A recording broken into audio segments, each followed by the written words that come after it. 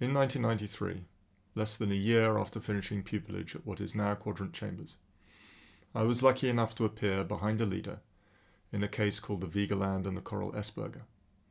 The Vigeland was Mr. Justice Sheen's last trial as Admiralty Judge.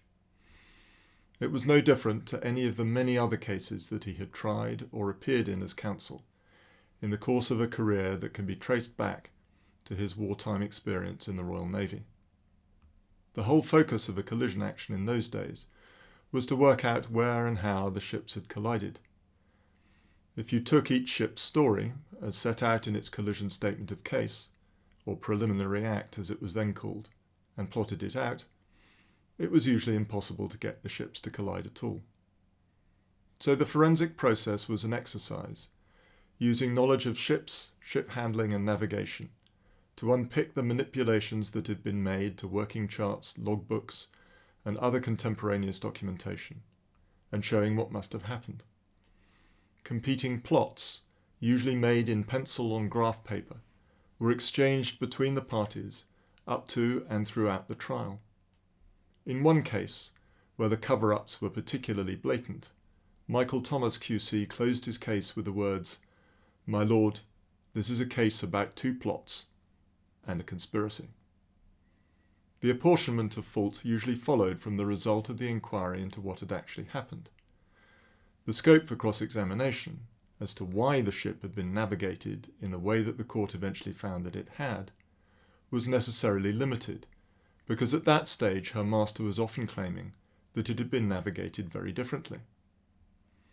Things started to change in the 1990s, with the advent of modelling programs such as Mathman, which made it possible to demonstrate, in the words of Mr. Justice David Steele in the Pelopidas, at least what could not have happened. Move on another decade or two, and things are now completely different. Merchant ships are now all equipped with GPS, AIS, VDR, and ECDIS.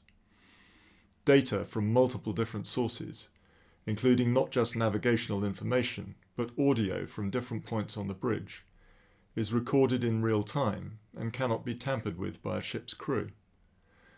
That means that disputes about how and where a ship navigated are almost impossible once the data has been downloaded and interpreted by a computer.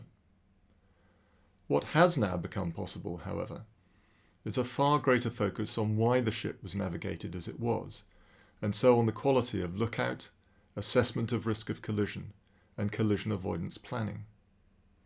This July I appeared, alone and without a junior to misquote Rumpole, in the last trial of another Admiralty Judge, Mr. Justice Teare. This was a dispute arising out of 6 or 7 collisions between 3 ships in the Suez Canal in 2018. In his 100-plus page judgment, Mr. Justice Teare reflects on the changes that have taken place in how collision trials are now fought. He comments ruefully on how it might be supposed that all the data now available would make collision trials shorter than they used to be. Perhaps it is, he says, but the wealth of material contained in the VDR audio record provides much scope for detailed submissions and cross-examination as to why our vessel was navigated as she was, which submissions can be relevant to, but not determinative, of questions of fault, and can also be relevant to the degree of blameworthiness. In the present case, counsel's closing submissions totalled some 176 pages. What has not changed, though, is the need for the court and counsel before it, with the support of the team from their solicitors, to have the knowledge of ships, ship handling and navigation that is needed to test the evidence given by the witnesses and make sensible submissions about it. The judgment in Osios David and Sakizaya Kalon and Panamax Alexander is a long read, but it is also an object lesson in that truth, and in much of the law and practice which underpins collision actions.